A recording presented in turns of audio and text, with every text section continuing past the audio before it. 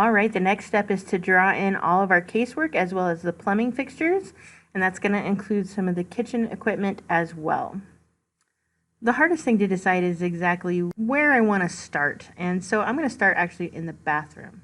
So this is a shower, and this is going to be a vanity with a sink and a toilet. So what I'm going to do is I'm going to switch over to A-Plumb. A-Plumb is the layer that we use for all of our plumbing fixtures, and remember that plumbing has to do with water. So if that particular piece of equipment or entity that is on your floor plan has to deal with water, then it should go on A-Plumb. All right, first up is the shower, and I'm just going to do a very generic looking shower. I'm not going to do anything super fancy, but what you should show in showers is the shower head as well as where the drain is located. So I'm going to start with the drain, and I always center my drain in the shower. So I'm going to draw a diagonal, and drains are circles in general. So I'm going to start with drawing a circle, and then it wants to know how wide. Oh gosh, these can vary. 4 inches, 6 inches in diameter, somewhere in there. So let's do a happy medium, and let's do 2.5 inches. That way we have a 5-inch diameter. There we go. There is the drain, everybody. So I'm going to get rid of this line. And then we have a shower head, which is going to be centered on this wall right here. All right, so we are going to draw the shower head, and I don't really do a lot of dimensions because this is mostly going to be representational. So I just kind of draw a small line, and then I draw a line at 45 degrees, and then I mirror that line. So yeah, like I'm not even looking at how big it is or anything like that. I am just kind of drawing a triangle. So it looks like this, and it sticks out like that, and that indicates that there is a shower head there. Don't worry about dimensions too much. I mean, if you really need to get technical with it, I guess you can, but that is how you do a simple shower head. All right, so the next thing is going to be the vanity and the toilet. So I'm going to start with the vanity. The vanity is like a kitchen cabinet that's a little bit lower, and it can house drawers and doors as well as the sink. So I'm going to come up here to a case lower because it is attached to the floor, and all vanities, as all cabinets are usually 24 inches deep. So I am going to start in the corner, come out 24 inches so that I can start. Remember that we don't want to actually draw a line on top of other lines. That's why I always use the extend. Our vanity is 6 feet long, so 6 apostrophe and right back. That is how that works. And then of course I want to draw a sink in here. So I'm going to come over here. A-Plumb is what I'm looking for. And I'm going to draw the sink. So normally a sink like this would sit in a 24-inch cabinet. So I'm going to draw a little bit less than that. So I'm going to take my rectangle. I'm going to start a rectangle and type D for dimensions. So I'm going to do 20 inches by 20 inches. That's the size of my sink. It needs to fit inside the cabinet as well as the countertop. So you should see a sink within that. And then I generally draw the basin, so where the water actually goes. And I try to keep a little bit up on the top because that's where the faucet and the handles go. So I draw something similar to this. Now I'm not being too particular with this because I can move this, find the center point here, and make sure. There we go. So what I usually do is I move it to the center point of that, and then I can move it right back up. So that might be a little too much for the sink, something about like that. Now I personally could leave it like this if I wanted to, but I like to see the faucet happen. So again, I'm not doing any specific dimensions. If you feel like you have to specify a specific size sink, you certainly can go to a website and get all the dimensions and represent it the best that you can. That faucet might be a little too big, so I'm going to switch it and kind of put it something like this. And then I'm also going to just kind of randomly place this. So this is what you do when you just want to put in a generic sink. You don't have a particular one picked out. You know it's going to be square in shape, and you want to have, you know, a basic faucet setup. Mirror, I'm going to use this as my mirroring point. There we go. And then of course I'm going to trim out this line. And there is a basic sink for y'all. Now you can get more fancy if you want to, but again, just doing it representational is all that's necessary when you're working with AutoCAD. All right, and now I need a toilet. So I'm actually going to go to Google, and I'm going to type the Kohler website, so kohler.com. Bathroom, toilets. And I can shop all toilets. I can do a two-piece toilet, which is what a lot of residential has. So let's look at those.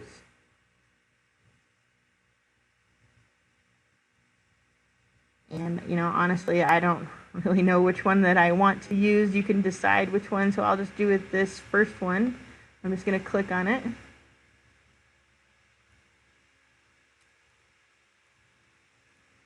And let's see if we can find CAD files. Yay! That's what I love about Kohler's website, is they have CAD files. So I do want the plan view. I don't want the front elevation or side elevations. I also don't need 3D files, but if you do, there they are. So I'm just going to hit DWG because that's the actual drawing file itself. And what it does is it saves to my downloads folder, but it also kind of pops up right here. So if I click on that, yes, I know it wasn't done with a student version. Click open, and there is my toilet. So what I'm going to do is I'm going to highlight this toilet, and I'm going to do Control-C to copy it to the clipboard, and then I'm going to come back here to the ID template and do Control-V. And here it is. So currently, if I click on this, you'll notice it's on layer 0, and it's also designed with all these separate lines. So what I'm going to do is I'm going to highlight all of this. I'm going to assign it to the A plumbing layer first. And there you are. And now I'm going to block it. So BLOCK, enter, toilet 1. Pick a point. I'm going to actually put it on the back side. So that's that little grip that will help me move the object. Select the objects, everything that's there. Hit enter and OK. Now my piece is blocked. It's on the correct layer. Now I can rotate it. And now I can use this little grip to move it here. Now in residential, we want to keep toilets a certain distance from the wall, and the reason why is in case you need to install any kind of handicap bar or grab bar, that's what you want to do.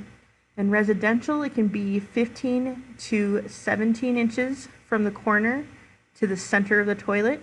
In commercial, it's usually 17 to 18 from there. So it's kind of up to you. Let's see where 15 inches actually goes. So I'm going to type 15, enter.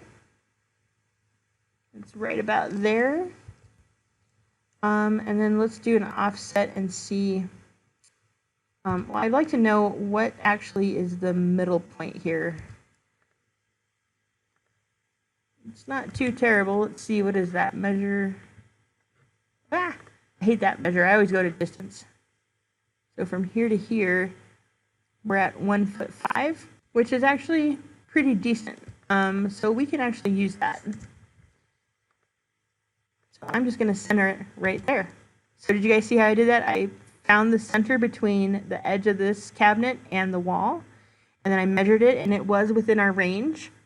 So it was 17 inches, which is kind of the maximum for a residential toilet placement. And remember that it's always from the corner over. That way we have room for grab bars. It works well with the human body when they are situated this way. So you're going to learn this stuff as you progress in interior design.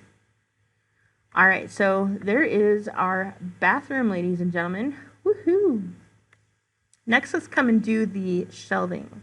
So shelving can vary. I think standard is 12 inches deep, but it seems like closets anymore, they're getting a little bit deeper in terms of what the shelving size actually is. So a shelf actually goes above the clothing rod that you have so that you can actually put boxes and stuff up on top.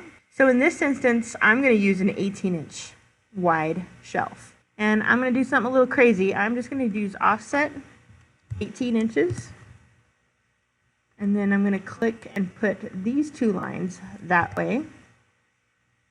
I can fillet these so that they are joined together. And then I'm just simply going to reassign this layer. And I do believe I have an A shelf layer. Awesome. So there's a shelf again. These are pretty darned close to each other, and I want to make sure that they print. So right click, properties, change the line type scale. We're going to go to 8, ladies and gentlemen. There we go. And there is an installed shelf. Same thing for this closet. There's going to be an 18-inch shelf. I'm going to hover, move it over 18 inches. I could have used offset and reassigned if I wanted to. There's no right or wrong in this game, everybody. Shelf, right click, properties, scale type to 8. Gorgeous. Now some people tend to want to use their A case upper for this instead of having an A shelf layer. Like I said, there's no right or wrong. I just like to separate layers as much as possible so that I have the best control options. Next is going to be the furnace and the water heater. And again, this is just going to be representational. I didn't look up anything. If you guys feel the need to, you can. So I'm just simply fitting a furnace and the water heater within the confines of this. And that's all there was to that. All right, I'm going to move on to the kitchen area. That's our last place that we're putting things. So I usually like to start with the refrigerator. And you really got to look up appliances for this aspect, because kitchens definitely need to be designed well. So I'm using a 36-inch by 30 deep refrigerator. So I'm going to start a rectangle, D for dimensions, 36 by 30. And there it is. Isn't that beautiful? It's so amazing. And it goes in the corner right here. And you know, if you want to get crazy with it, you can. But what I just realized is I had an A plumb layer, and that's not plumbing. Now a refrigerator might have water going to it, you know, so that you can, in the middle of the night, go get a drink of water. But for the most part, because it plugs into something electrical, we're going to name it A equipment. So A equip. So now I'm going to change this to A equip so that everything that I start drawing moving forward is going to be on that layer. And if you want to show like where the door is, you can. I always do 2-inch doors. That's just my consistency. And you can also show like maybe it's a double door fridge if you want. There we go. That's beautiful. All right, so now that I have the refrigerator installed, now it's time to look at cabinetry. So again, 24 inches deep. So I'm going to come over here to my layers, and I'm going to choose A case lower to put in the lower cabinets first. Now I know that this is already 24 inches, so I can actually come over here and extend it there. Either way works, and I'm just going to go all the way to the refrigerator. All right, so our next set of cabinetry is going to be 4 feet from here. Because, you know, people need to have a little bit of space to move around and do their thing. So I'm going to come back up here to line, hover my mouse. My computer is really slow again for some reason. So it's giving me a little grief as to where my extension line is. So when it does that, what I'll do is I'll come to the middle and I'll draw a temporary line, so 4 feet. And there we go. Now I know that this is going to be 9 foot long this way, so I'm going to just draw, starting from right here, on top of that line. I know, hang with me, 9 feet. And that is where this is gonna go. It's 24 inches deep. And here is that escape. So remember when I said we don't want to draw on top of other lines? That is absolutely correct. So I'm going to do a blue selection box because it will allow me to pick up only the things that are completely inside of the selection box. So see how it selects that line, and then I can just hit delete and I no longer have a line on top of a line. And I can delete this bad boy as well. So there we go.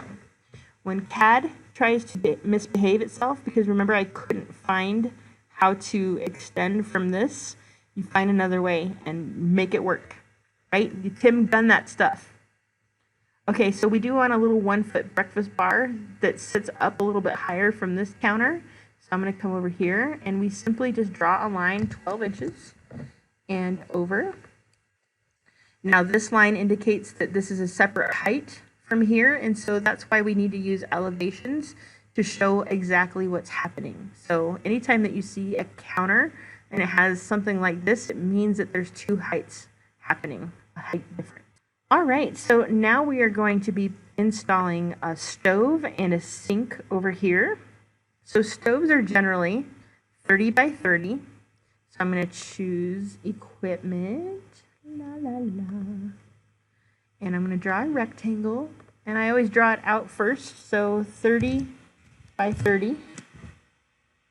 Oh, what did I forget to do? I forgot to do the D command. Shame. Shame on me. D for dimension, 30, enter, 30, enter. There we go. There is our stove. Now, a little rule is you should never put a stove right next to a wall. And I'm trying to remember what the minimum distance, I think it's at least 12 inches, if not greater, that you have to have a counter on both sides of your stove. And you have to have enough counter to make it worth having counter there. In my example, I actually have a 24-inch gap right here, so that's what we're going to do. I'm going to take this, I'm going to move it, and what I like to do is I hover, and then I try to get that extension line going. So there it is, 24, enter, and that's how I moved it. So just to demonstrate that one more time, grab, move command, choose this corner. I'm going to hover, I haven't clicked anything, just so that I can engage that extension line, and then I chose 24 inches or 2 feet, and there is the stove placed.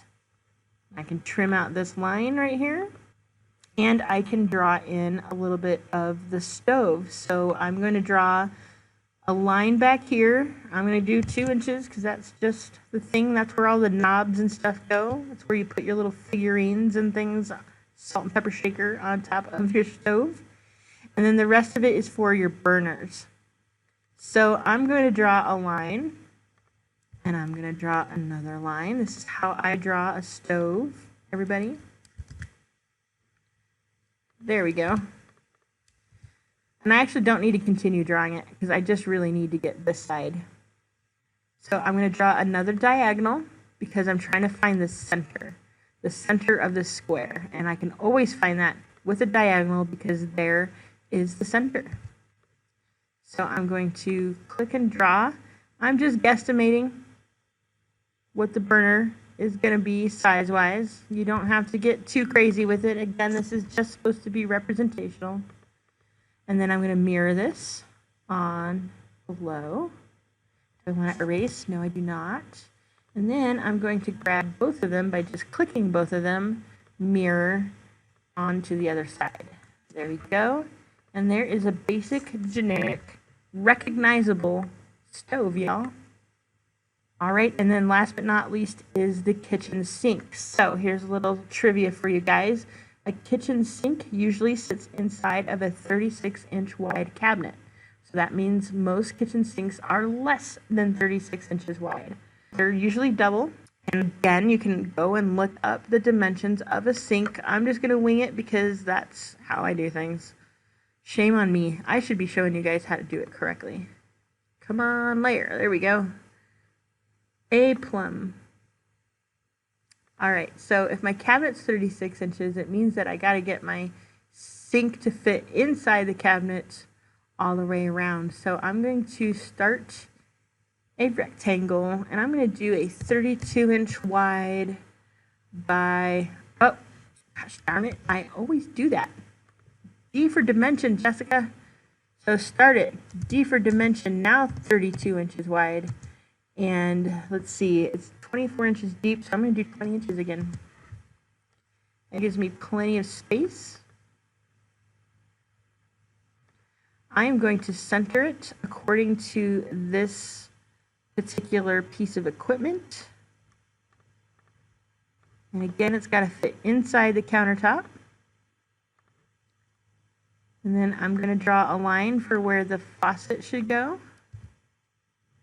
And on double sinks, what I like to do is I like to divide it down the middle, and then I draw the basin in. So here is this. The basin is where, you know, you fill it with water to do the dishes and stuff like that. So I'm just going to kind of eyeball this. It's just representational. I'm also trying to get it to look somewhat accurate.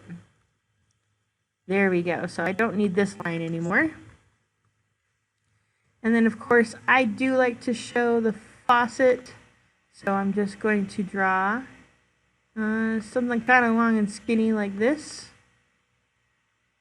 I do like to move it to the center of something and then remove it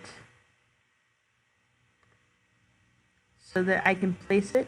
I'm going to rotate it so it looks like it is going into something else. Trim those lines out. And then, of course, I can always do the levers that go here. And this time I'm going to do rectangular levers to indicate that you pull this to get the faucet started with water. So mirror. And there is a very basic sink. If you wanted to round the corners, you definitely can. I'm going to do fillet.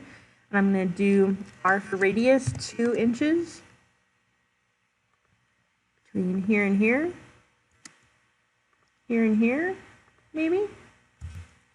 This is just if you want to spice things up a little bit. But like I said, you know, this is CAD. This is just technical drawings. You don't need to go into this much detail. But there is a basic sink.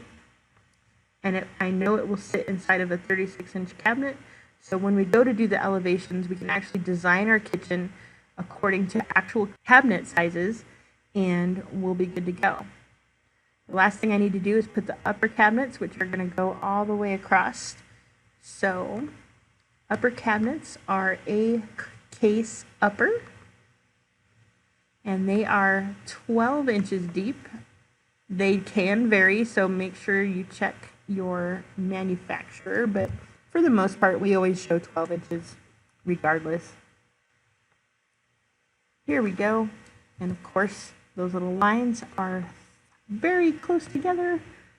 Properties, come over here, 8 inches. And we have it spaced out correctly. Now I do have a line going through, and I'm actually going to keep that because there is either a cabinet or a hood usually above this particular stove. And again, that's what elevations do, is they help tell the story of what's happening so that they can install everything correctly and they understand why there is a line going through this stove. Our next step is going to be to get our paper space figured out. And the reason why is because we need to annotate this, but I have no idea what size that this particular floor plan is going to be on our sheet. So I'm going to go to 11 by 17. Now again, I have the ID template. This is already set up, ready to go. However, if you don't, you need to do page setup. So definitely check out the video about page setup.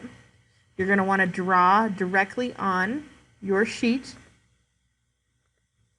a title block, so you can just use lines. I do believe that I have a 1/4 inch border on all sides except for this one is a 1 inch border. And the reason why is because when you go to put these together, they're usually bound on this side, so I'm giving room, plenty of room, for there to be binding. There's all kinds of binding that can happen, so this is allowing for all those bindings to occur. So don't use this space. It's just there for like putting all the sheets together. So this is just a brief reminder about page setup. You need to go to the big red A, hover over print, and then page setup will open up on the hidden panel. This is 11 by 17, and you want to modify, and you want to choose DWG to PDF as your printer. I am using ANSI Full Bleed as my paper size. I can't get to this without choosing this first, making sure it's on landscape, and choosing DDFD Full as my plot style. Hit cancel, because I already have that figured out. Now, with this ID template, I'm going to really encourage you guys to copy this. Like, keep a nice blank, unused template of 8 by 11 and 11 by 17 and just copy it to start your sheet set. So I'm going to right click, move or copy. I'm going to choose 11 by 7, or I'm actually going to choose move to end because it actually knows what one I'm doing. And I'm also clicking on this create a copy. So I actually check this first usually and then choose move to end and then click OK. So what you'll see happens is there's an 11 by 17 number 2. And if we click on that, it is an exact copy of this 11 by 17. But this one, I can now come in here and I'm going to delete this so I can draw a quick logo. And I'm actually going to use layer 0 just to draw a little something. I don't know why I always do like a circle square kind of logo. Let me trim that. Change my last name.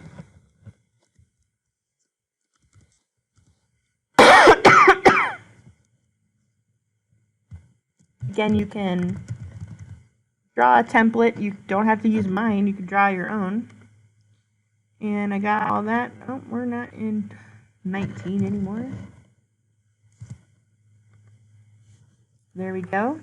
And then I can update the client information. So I do encourage you guys, if you're in class, to use a address, or you can make one up, or if the instructor has one, go ahead and do that. I'm not going to update this information.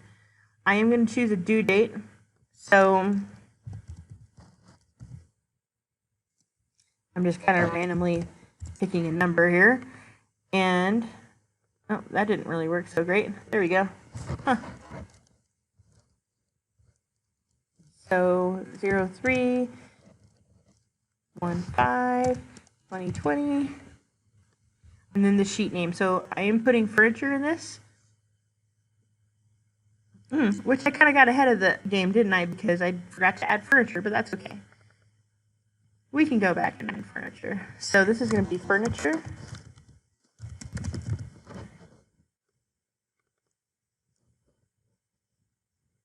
Plan. And because I was able to use those two, I don't need this one. It's just there. Like if I have reflected ceiling plan, I can use all three. And then I'm just going to use A1 for right now. So A stands for this is an architectural sheet, and this is number 1 of that set. And here we go.